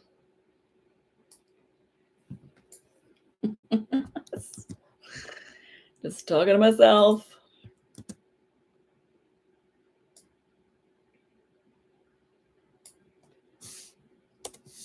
I'm going to add Julia in here. Okay, anybody who's on the list, if you want to ask a question, let's go. If you're on the list, ask your question. Okay, Julia, ask your question. Since nobody else is answering, just ask your question. You can go. Oh, there you go. Where would you type your whole thing?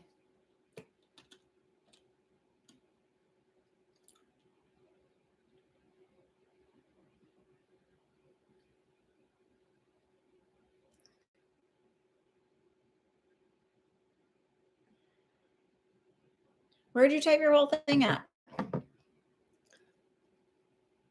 Was it on one of my other videos? I feel like you did that on one of my other videos. I can't remember. Was it from last week's payment? Let me see.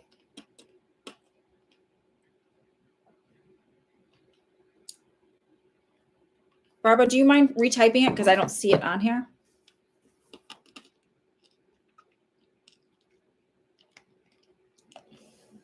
You're thinking about moving back to the Midwest? Oh. Well, I didn't get it.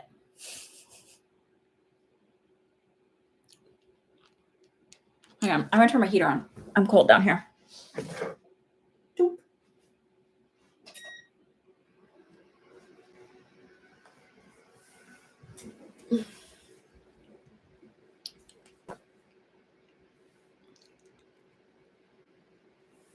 So you're thinking about moving back to the Midwest, but is that your question?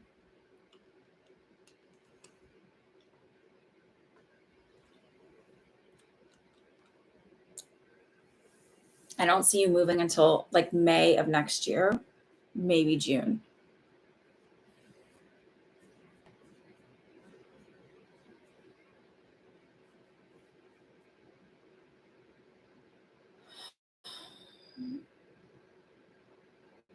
So it feels like, I feel like you're staying put for about a year and then you move. And I just feel like it's,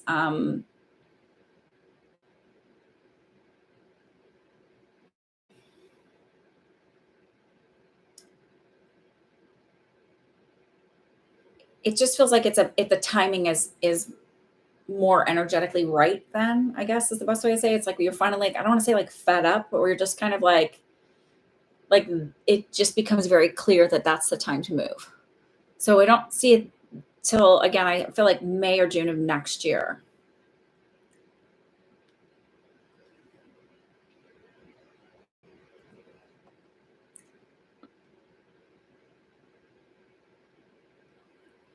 So I don't know if it's like I'm tired of the weather or I'm tired of, like, there's something where I'm just like I'm tired of it and then wanting to move back, like, which sounds weird because the Midwest has like, but it just feels like,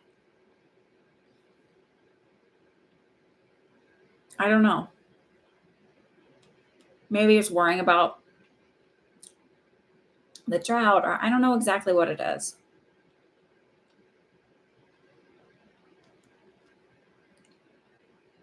You're a bit worried about a support group closer to family. Sorry. Okay. It's probably the fire season. Yeah, it might be that. Um, it just feels like being tired of it. And then, so but I feel like May or June feels like timing is the best then. So I don't know if you're renting and like the lease is up then, or time, but whatever timing wise, it feels like May to June of next year feels like better timing. Maybe the market's better for buying a house out there then. I'm not really 100% sure. Just that's where I'm leaning towards. And again, it's not, nothing's ever really, should I do this, right? Because there's nothing in life we should do. This is just an experience for all of us to have, right? Um, and you can just make a choice, like, or, like energetically, do I feel like this is best for you? Yeah. Yeah, actually, since it came out that way. Yeah. But it feels like not being ready to make the leap until then. All right. Gia, did you write yours? Oh, Julia, you can hear me. McKeegan, you just want a general. And then, so Gia, if you're here, if you want to type yours. I'm just going to turn the brightness down. My daughter uses this and turns it way up. I'm like, okay.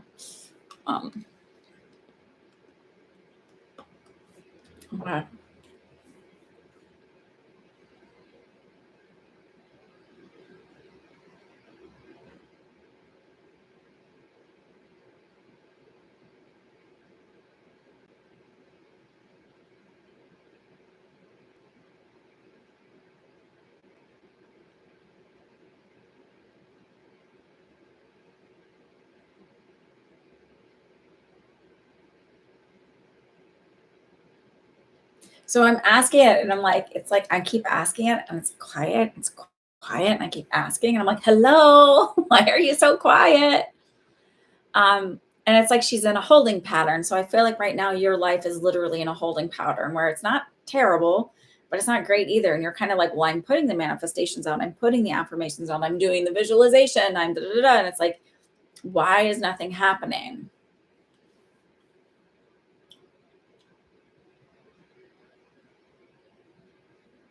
So it feels like the time to move forward and the time for things to move forward is September, which is not fun to hear, right? When you're in a holding pattern, but it just feels like things start to move forward in September. I bet that if you were to look at your birth chart and astrology, there would be something happen planetary wise in September that would show movement forward, getting the ball rolling. You're very welcome, Ayama. So it just feels like getting the ball moving in September. And it just feels like energetically feeling like, oh, I'm out of stagnation. I'm out of like things are doing better. I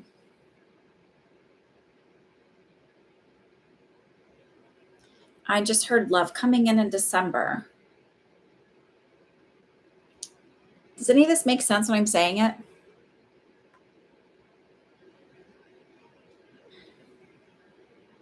So I'm saying it this way because like I like felt like last year was stagnant. There's something. Now I have to think of what it's called. There's something in astrology where certain years are associated with certain houses. Like you felt like nothing is moving. Yeah, it feels stagnant. But it feels like by September, that is going to be out and you're going to be really busy. And it's just like it's going to feel like momentum. Um, but like for me, I'm going to be 45 this month, and that's like the year of like,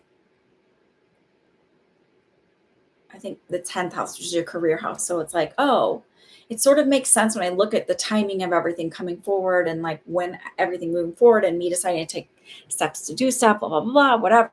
I'm like, oh, that makes sense for this year. And then also, I guess the North nodes just moved. And again, it's like stepping into my Aries energy, my Aries rising energy, like putting myself out there and not being afraid. And like, I can see that sort of coming into play.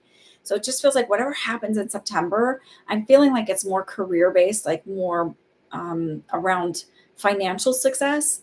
It just feels like, oh, it's finally moving in that direction. So the dreams that I've had, the manifesting and like having like a more lucrative job come in, it feels like that stuff starts to move forward in September.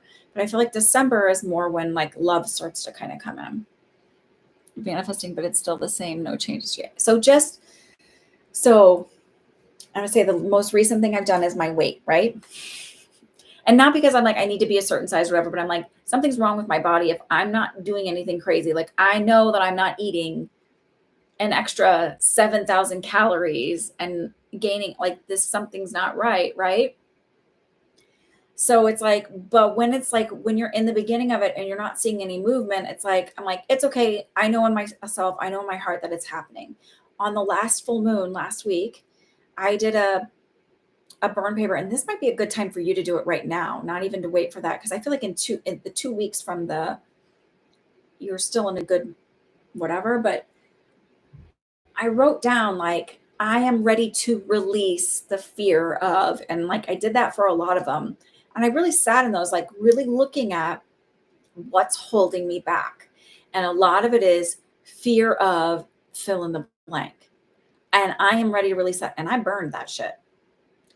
And I noticed the difference of after I started doing like my walk or whatever, just started doing them, where like before when I think about I could see this other number and I was like, that's not right. That's coming in wrong, like intuitively. And this time I was seeing lower numbers. I'm like, okay, so it clicked, it hit. Some other stuff happened when I was burning it where I heard a song and now I can't even remember the name of the song. And like an hour afterward, I couldn't remember the song that I was hearing, but it felt like, oh, this is showing that it took off and it's going. So I sort of had to go into the like, I know what it looks like here, but I know this is happening somewhere below. So it's like, I know that my manifestations don't look like they're happening here, but somewhere, somehow they're happening. It's coming in for me. And my vibration is shifting to meet that goal. You do have to be delusional. Choose it. It's okay. Okay, McKeegan, you want a general, and then Marlene, and then Julia. Did I say Julia?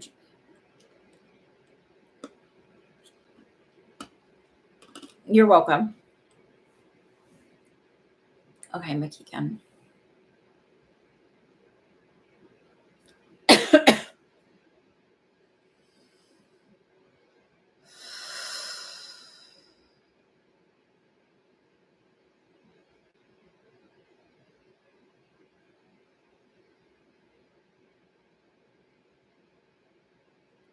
So I asked, like, what does he need to know? And it was really interesting because I heard he's happy. He's finally really happy.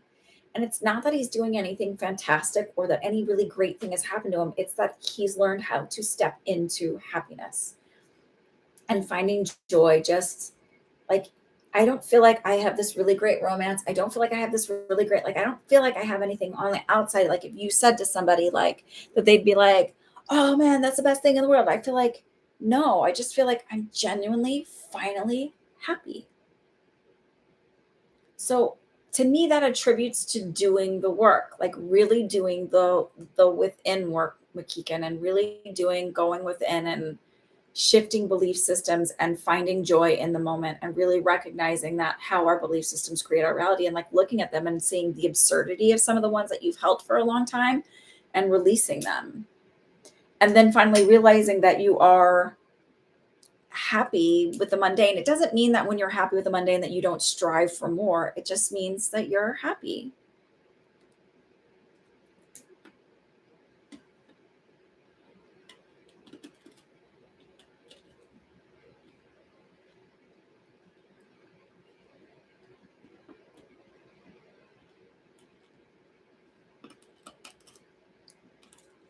Does it resonate? I mean, it sounds interesting, but does it resonate? Because I even feel like a sense of like, you're like, oh, I'm doing laundry. I felt a sense of doing like a sense of peace. I started focusing more on myself lately instead of trying to help others so much. Beautiful. Look, a lot of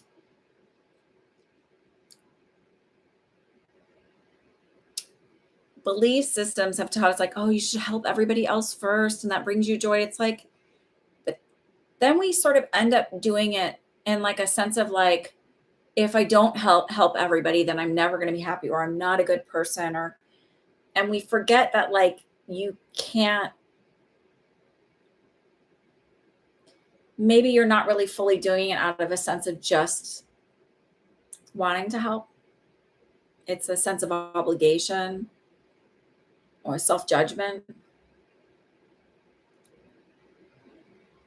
Anyway, they're seeing a change, and it's like when you focus, the other thing is once you focus on yourself and you sort of find your own peace, you're like, oh, look, now I can like help other people, and I don't feel like I'm doing it with resentment, or like if I don't help everybody in the entire world, then I'm a horrible human being. It's like, oh no, like I have time to do this now. Like I took last year off from doing any leadership things I had been a Girl Scout leader and class mom, and I took the year off, and I was like, I am not doing anything for a year, and I'm like bare minimum.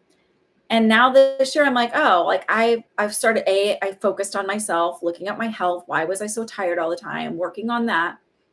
And now I'm like, oh, I'll be Girl Scout leader again. That's fine. Because my one daughter's troop, it's a small troop. And the other parents are like, we don't want to do it. And I was like, I'll do it. That's fine. Like, I can handle it this year. Because I took the time to heal myself and fix what was going on with me so that I can now step in and do more for others.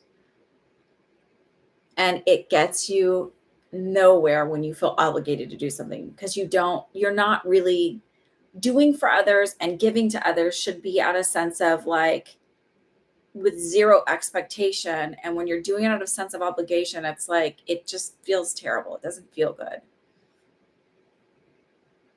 So kudos to you. They're noticing that, and I feel like you need to do more of this. And I feel like you will be the focus of yourself more. It feels like there's something about 3 months and then 6 months. So it's not just for the next 6 months, but where you're really focusing on yourself more. And then outside of that, you start to kind of go, okay, now I understand balance and boundaries. And like, I can help people, but then I don't have to feel guilty if I'm like, no, you know what? I'm not really up for that. Like, I don't have to help somebody out just because I don't technically have plans. Like if my plans were to just sit on my couch and relax because I need to like refuel that way, I don't have to feel guilty and be like, I can't do that for you because I don't technically have plans. Your plans and your date is with yourself. So it just feels like doing more of that is really important. I also feel like, are you writing? Are you a writer? I get something around that. I can't remember if you're the writer or not, but I just get something around writing.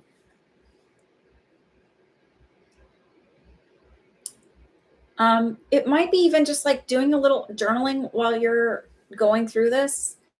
And it feels like to look back at, and maybe at some point you use it to help others, like other men going through this, like this act of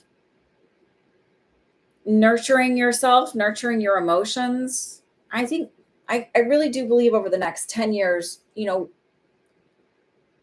patriarchy is going to be shifting, and that does require men to start really looking at a huge support of why patriarchy and misogyny exists, is failure to teach men to like look at their own emotions. Like I feel like there's going to be huge shifts around mental health and mental awareness and all of that. And so maybe somehow you have workshops or something. I know that sounds really strange because it's not something you're planning, but journal what you're going through right now and the steps that you're taking and how it makes you feel and how it's improving your life. I have another client who's like a military police. He's in the military, but he's also a police officer. And we talked about belief systems and how shifting your belief systems changes the world around you. And he's like, what's crazy is he's like, I started changing. And for the first few months, like it felt so awkward. And people were like, what is this for real? Is this going to last? He's like, but it did. And he's like, and it's like, I feel a lot better. And he's like, and it feels, the way he described it was just better at work, like better work relationships, happier at work. So I don't know. It's never too late. People tell you that a lot about writing. So start with journaling. It doesn't have to be writing for anybody else. It's just taking notes of your life. Journal for yourself.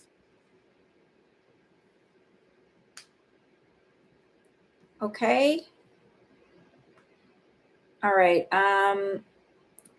Marlene and Julia.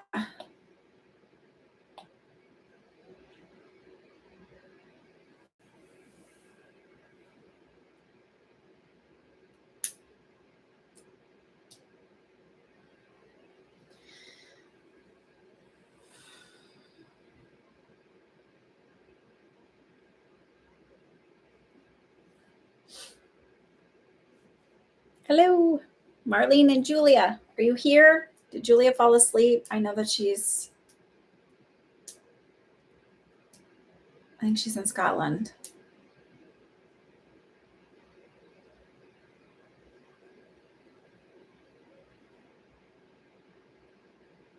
Oh yeah, Marlene, this might be a thought question. I was wondering if I had a main purpose in this life. So I'm going to make you change your question because I'm going to give you a very general what I tell everybody because this one depresses me. And it depresses me because we have been given this idea where somewhere along the way, somebody sold people the idea like we have a purpose in life. You have this, you're going to find your purposeful life. You're going to live, you're going to figure out your purpose. And the whole world is, I figured out my purpose. And it took me a long time. Like, I didn't give it too much. I've never really gone like, what's my purpose? I'm like, oh, like, but it took me a long time to realize what bullshit that is.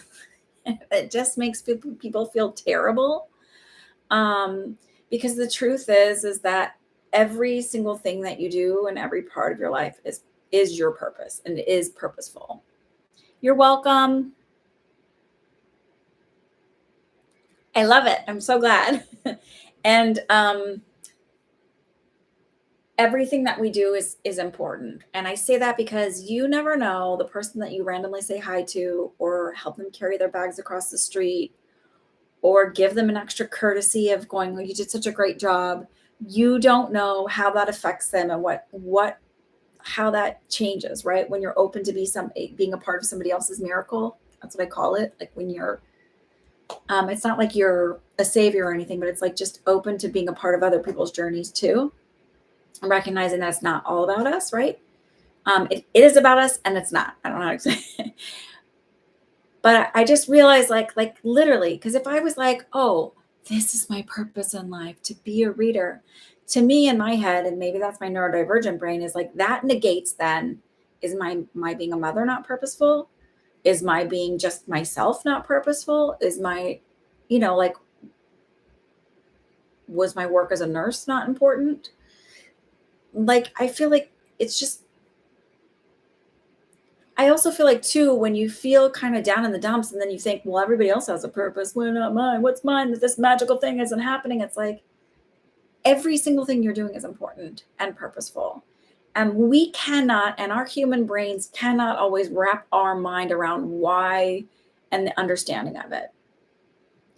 So like, I don't know why shitty things happen to people.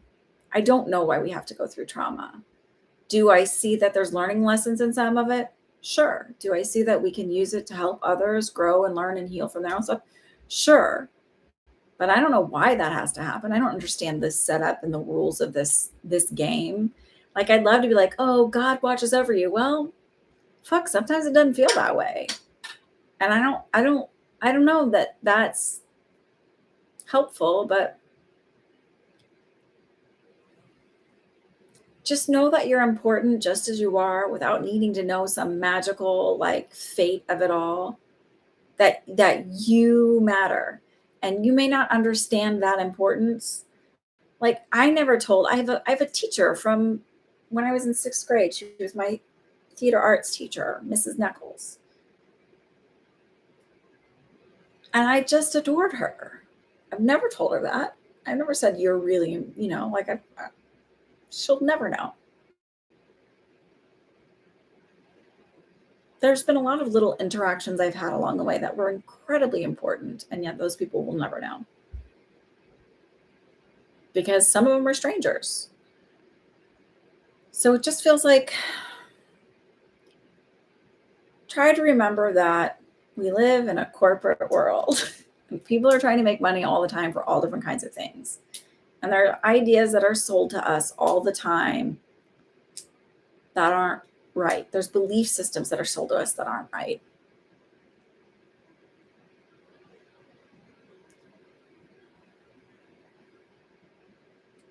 It's just, look, you might be able to have somebody else who has a different belief system, because remember, we're all filters. So I'm going to ask you to ask another question. You might find somebody, a reader, who's like, oh, well, your purpose is, and they'll give you a job. But if we're all filters as readers, it's going to be filtered through my belief system. And my belief system is like, that's a whole bunch of garbage someone fed us. And so I don't believe we have one purpose. Like, I don't believe like the purpose of some actor out there is just to be an actor or, a multi-business talented person. Like, there's more to their makeup than that.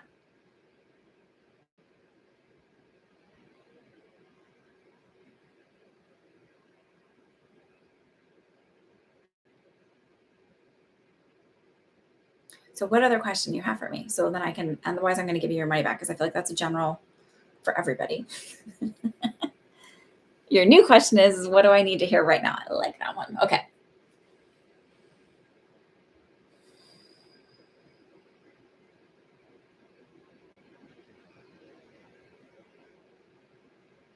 So the image that they're showing me is like, it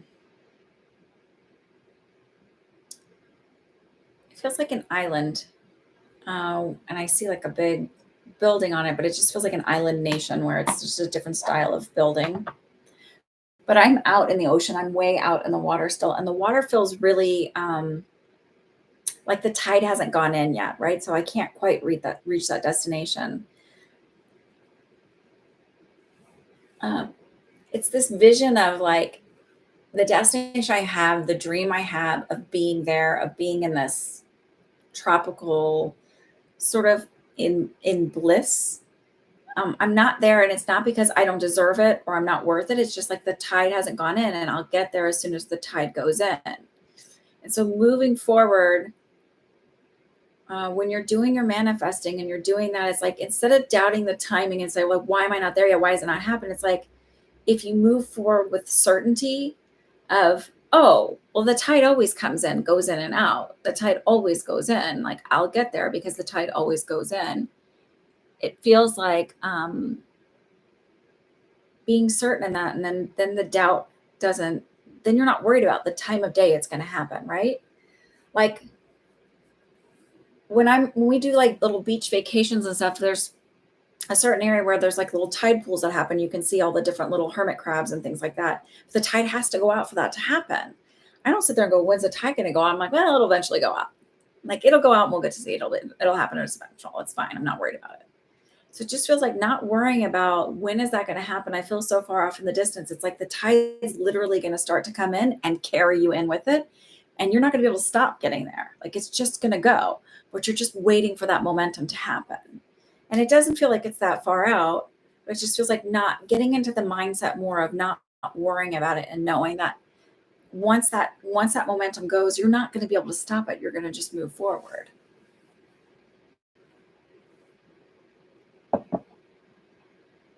So you know what that means? I just get to go on a storytelling rampage. I want things to manifest for next in my family, and the same things most people want: house, money, dog time, etc. But I feel for some reason I can't reach it. You can reach it. And it's just, so it's that idea again of like, I know this is going to happen for me, and I've been there. I have been manifesting all of this since like 2008. I have old journals where I'm doing the, like, I called it a pray rain journal at the point. Like, I don't know, like Oprah said it. And I'm like, go for it, Oprah. Oprah's manifested a lot of shit in her life. So I was like, I want to be able to, and with my abilities, like what I wanted to be able to do with my abilities, I can do all of those now and do them in the way that I wanted to, right? With no need for preparation, no need to sit down and like, I used to meditate for 10 or 15 minutes. I used to, like, the week before I'd have a client, because I didn't have many clients.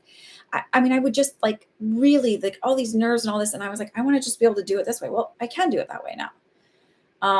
And I'm still wanting to grow it more. And I know that my business is going to grow. I know that all these things are going to happen for me. And I'm just like, okay, I'm just going to keep taking the steps. And I don't know if what I'm doing is right. I'm just going to keep plucking away at it. And I'm not going to worry about the when and what am I doing wrong. I'm like, if I'm doing something wrong, the universe will let me know. Or if I need to do something better, and like an intuitive hit's going to come to me and I'm going to do it, but I'm just going to keep plucking away.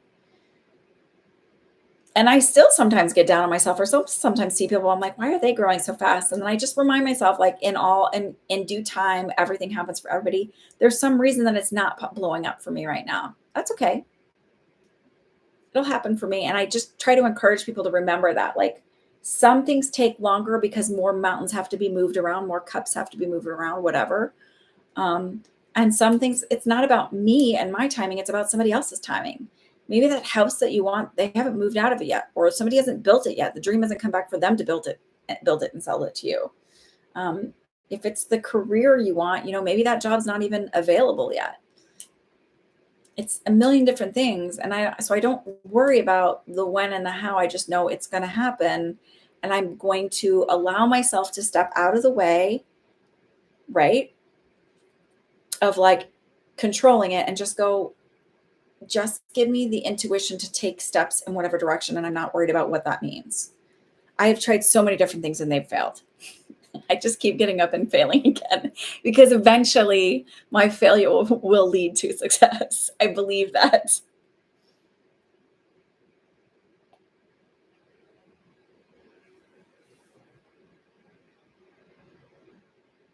We're all impatient. That's part of being human.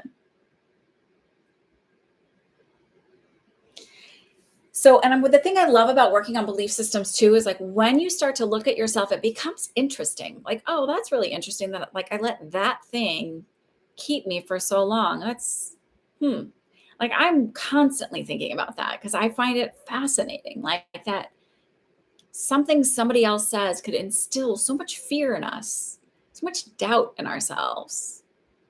And I also don't feel guilty about wanting the things I want, because I think in some universe, I don't want this. In some, if there's a multiverse, in some form of me, I could care less about wanting to be successful, or I already really am successful. Like some form of me has blonde hair and big boobs. Just kidding. But I'm just saying, like, every form of everything that you ever want exists. We just have to like energetically place ourselves in that same momentum. I don't really want big boobs, by the way. I just,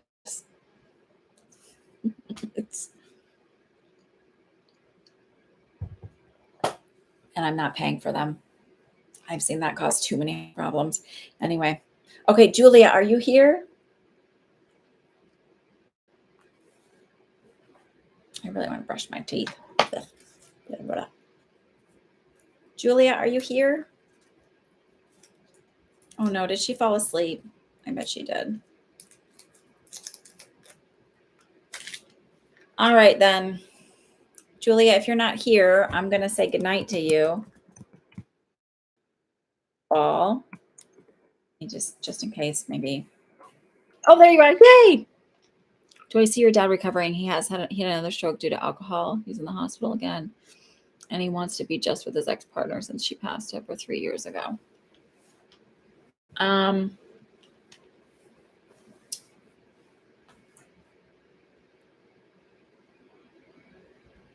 So I feel like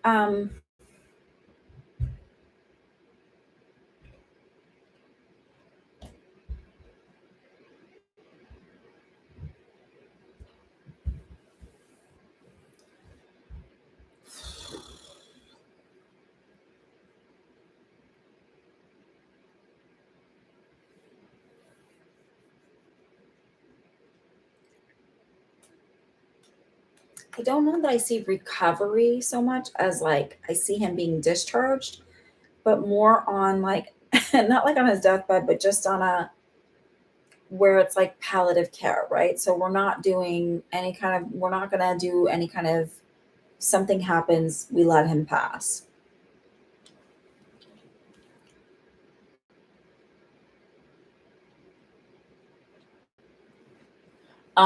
So I feel like maybe he ends up in a nursing home or something like that.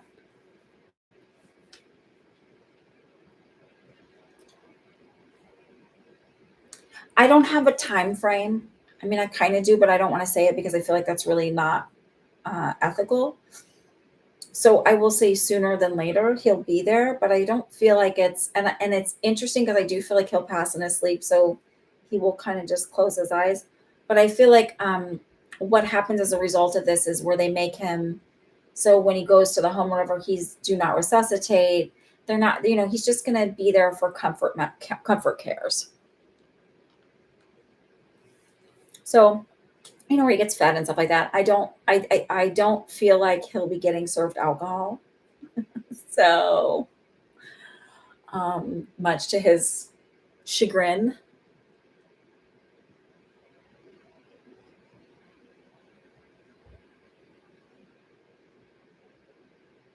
Okay, he signed those forms, yeah.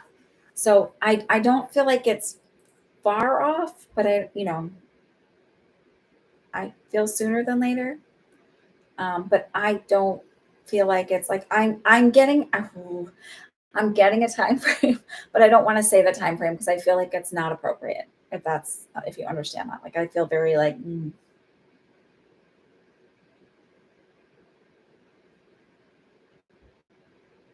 and I do feel like when he passes, he'll pass in his sleep. So I feel like it'll be peaceful. I don't feel like he'll be in any pain.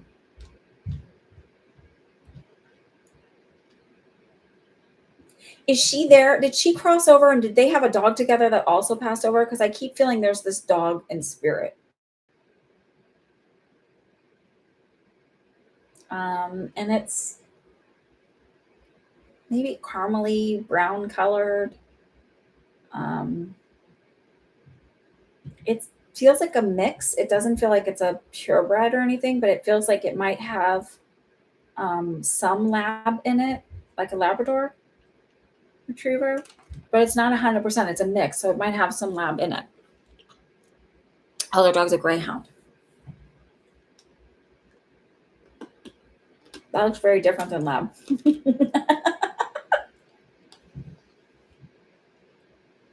Has their dog passed? Because I don't feel like it's. Oh, she was brown. Okay, fine. I'll take that. I was gonna say hound dog, so I'll take that. But Labrador is totally different. I don't know. So I feel like it's gonna be okay.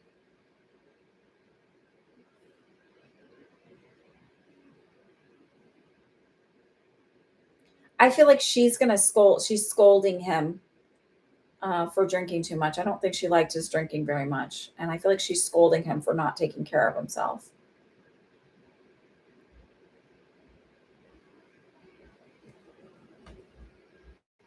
She laughed like a lab. Oh, good.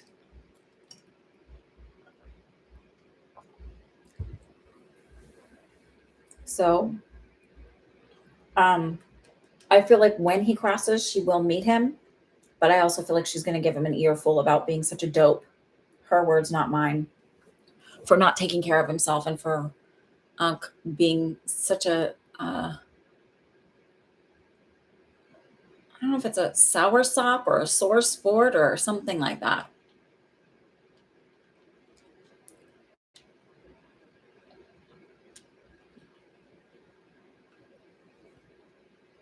But I feel like she's giving him a hard time for being such a mope about it.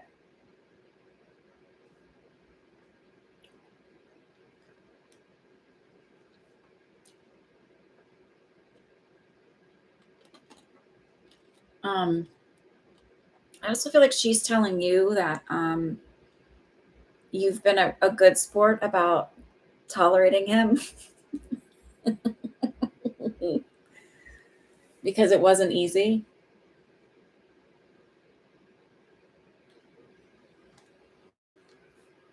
So,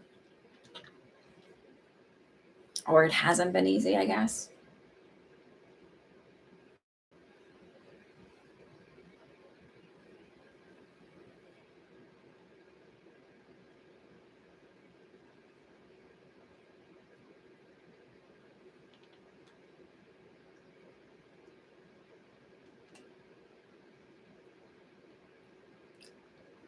Yes, and I've gotten closer to her since she passed. I understand her. Yeah. So, I don't know. As much of a pain as he may be,